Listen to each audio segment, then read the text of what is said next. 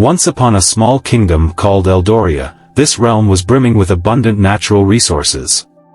Silver and sapphire were as common as water. Residing within this kingdom was a captivating woman named Serafina, the epitome of flawless beauty. Hailing from a noble background, she ascended to become queen shortly after marrying King Eldrick. Despite being the youngest among the king's 3 wives, she proved to be the most kind-hearted and reliable. However, the others found a way to harass her, accusing her of being barren and shamefully speaking ill of her. Driven by the desire for a child, Serafina sought the blessing of the earth goddess, who granted her a set of twins. A caution accompanied the blessing: you can never separate those two for a long time because of the twin flames hidden in them by the river. Following the birth, jealousy from the king's other wives toward the twin princesses was palpable. Serafina's only daughter in the midst of 5 sons received great favor from the king, who bestowed upon her everything she asked for. The twins grew in beauty, wisdom, and bravery. The princess, much like her mother, became a challenging warrior, often engaging her brothers in sword fights and horse racing. One day, a neighboring kingdom posed a threat, and the only condition for peace was a marriage alliance benefiting both realms. Eldoria agreed to the proposal, but King Eldrick hesitated to sacrifice his only daughter. The ruthless reputation of the Prince of Dracoria, known for killing mercilessly and torturing past wives to death, fueled the king's reluctance. Despite the king being an impious ruler, he chose to be selfish this time and devised a plan to send a replacement to Dracoria. Upon discovering her father's plots, the princess vehemently disagreed, but eventually, the king relented. Escorted by Prince Hadrian, the brother of Dracoria, the princess and her maid-servants journeyed through forests, valleys, mountains, and villages to reach their destination. Warmly welcomed by the people of Dracoria, they were greeted with singing and dancing. In the lavish palace, the king and queen extended their welcome, but the monster prince, the intended husband, was conspicuously absent. After a brief visit around the kingdom, the twin princes of Valeria took their leave. Even with 5 maiden friends from her home kingdom, the princess felt horribly lonely.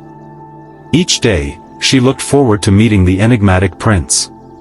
Finally, after weeks, she encountered him. Contrary to the maid's descriptions of an old-looking man, he was a capable-looking young man full of enthusiasm. Before the marriage ceremony, the handsome Prince Valerius made it clear to the lonely princess that he would never love her, have intimacy with her, or acknowledge her as his wife. The couple, despite their differences, enjoyed occasional horse races and sword fights, earning admiration from those outside the marriage. Gradually, the princess realized that all she had heard about the monster prince were lies. He was a kind-hearted prince who genuinely cared for his people and had not tortured his past wives to death. In fact, she was his only living wife after the death of his first wife. The princess, however, came to this realization of her feelings for the prince. She had fallen in love with her husband. Despite countless pieces of advice from the queen, her attempts to seduce the prince and please him as a wife failed horribly. The prince rejected her advances once more. As the weeks turned into months, her loneliness and sorrows deepened, longing for the prince's love. Soon after, foreigners from distant lands overseas declared war on the kingdom of Valeria. Prince Valerius gathered support from neighboring kingdoms, including the kingdom of Eldoria. With Prince Valerius at the war front, the princess took matters into her own hands, sheltering women and children in the palace. The fierce battle claimed many lives. As the battle concluded, Prince Valerius returned victorious to the palace, bearing more sword wounds than before.